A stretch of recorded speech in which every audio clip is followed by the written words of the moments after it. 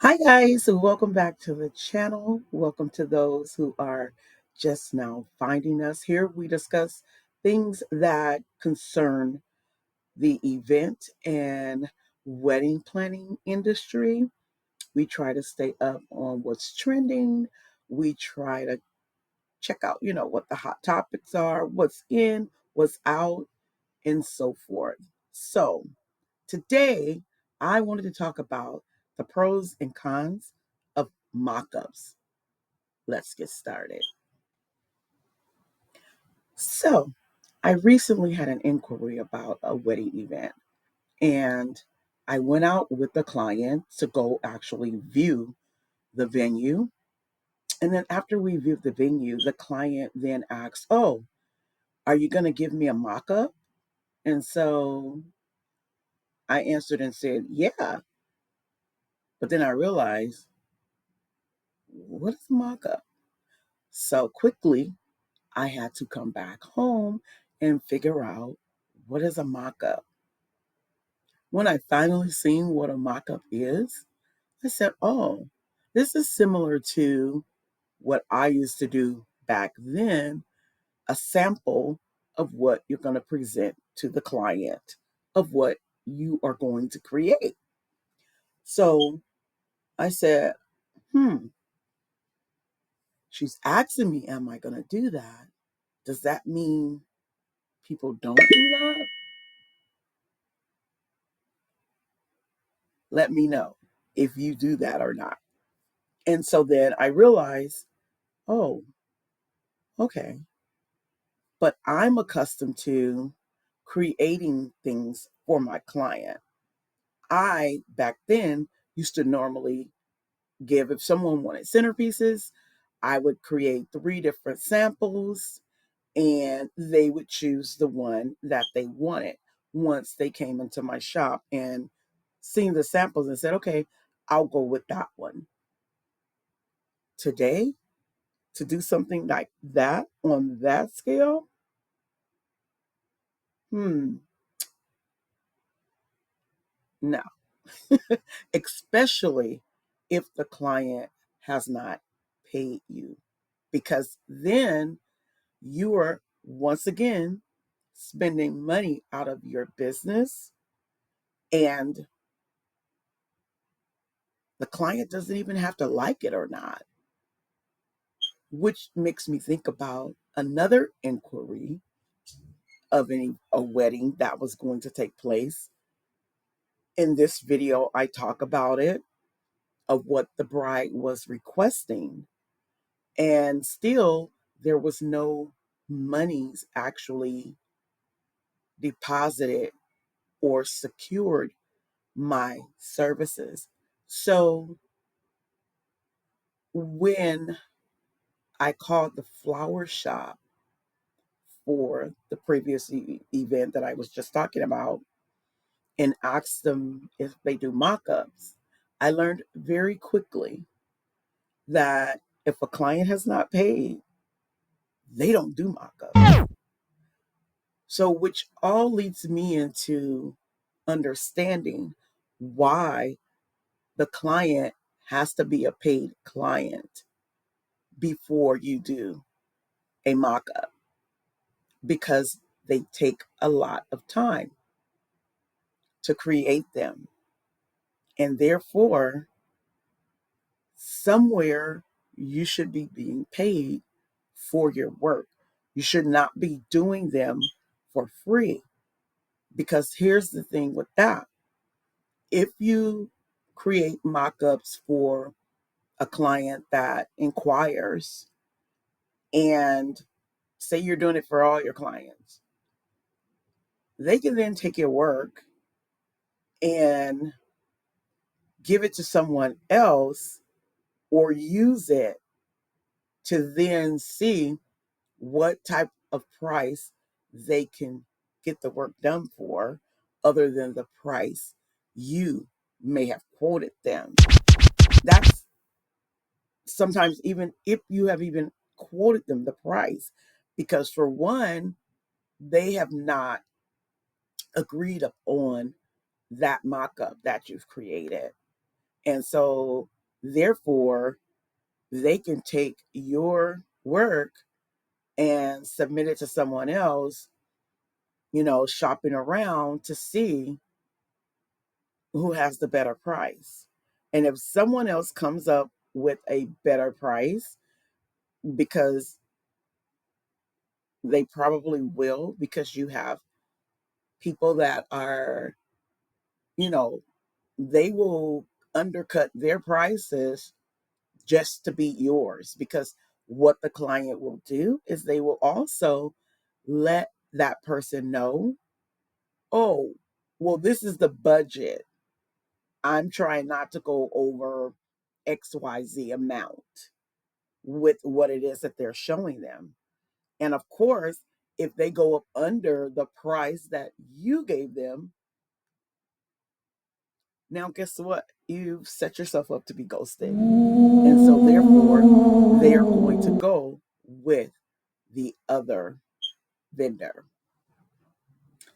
Now, here are a few times when I think I would be using mockups. Of course, you don't have to use mockups, but I'm going to let you know when I probably would be using mockups. So, for one, the client has to be a paying client or they've put the deposit down.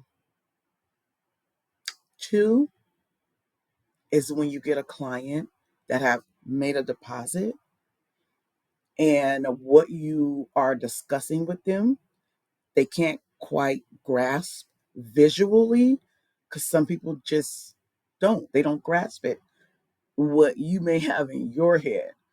And so that's when I think a mock up would be useful. Also, three is when they've paid you and said or asked you for a mock up. So they know right off the bat that they're a visual learner. And so they have to see things visually in order to grasp your concept. So now let's talk about when I'm not going to be doing mockups. So when I get that inquiry via social media, the phone, whichever way they want to inquire about something, and they out front, just up front, they ask me for a mock-up before actually hiring me. No, I won't be doing mock-ups.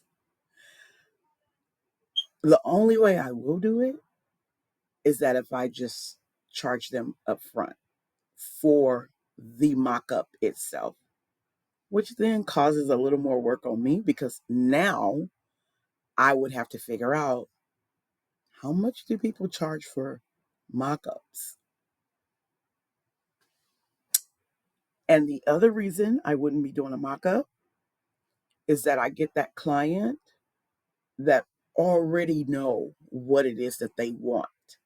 And the way you know who that type of client is that they are sending you items where they probably have been on Pinterest, or some clients will describe things to you specifically of what they want. So that client, you wouldn't have to do a mock-up for, because they're already telling you what it is that they love and what it is that they want to see. So in those two instances, yeah, I probably won't be doing the mock-up. So in essence, guys, I probably will decide when and when I'm not going to be using mock-up. It all depends on the situation. I know for some people, they earn extra income off of just doing mock-ups.